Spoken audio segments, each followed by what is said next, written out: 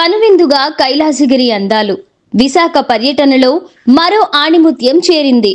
సందర్శకుల చూపు తిప్పుకొనియకుండా ఉండే గాజు వంతెనను కైలాసగిరిపై సోమవారం విశాఖ ఎంపీ శ్రీ భరత్ ప్రారంభించారు. 7 కోట్ల ఖర్చుతో నిర్మించిన ఈ గాజు వంతెనను VMRDA chairman MV Pranav Gopal, mayor Peela Srinivasarao, స్థానిక MLA Velagapudi Ramakrishnababu, metropolitan commissioner Teja Bharat తో కలిసి ప్రారంభించామన్నారు. ప్రణవ్ గోపాల్ మాట్లాడుతూ, కూటమి ప్రభుత్వం అధికారంలోకి వచ్చాక సీఎం చంద్రబాబు విశాఖను ఒకవైపు ఐటీ పరంగాను, మరొక వైపు పర్యాటక అభివృద్ధి చేసే దిశగా పలు కీలక నిర్ణయాలు తీసుకున్నారని కొనియాడారు. అందుకే ఇక్కడకు వెల్లువలా పెట్టుబడులు వస్తున్నాయని, ముఖ్యంగా కైలాసగిరిపై ఇప్పటికే స్కై సైక్లింగ్, పారాగైడ్లింగ్ ఏర్పాటు చేశామని, తాజా పీపీపీ పద్ధతిలో గాజు వంతెన నిర్మించామన్నారు.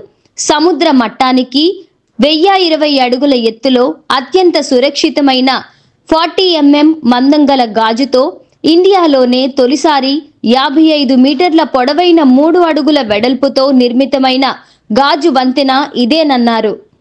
గంటకు 250 కిలోమీటర్ల వేగంతో వీచే గాలుల్ని సైతం తట్టుకుని నిలబడేలా ఒకేసారి సుమారు 100 మంది ఈ వంతెనపైకి ఎక్కి విశాఖ సిటీ అందాల్ని చూడొచ్చని ప్రణవ్ గోపాల్ తెలిపారు.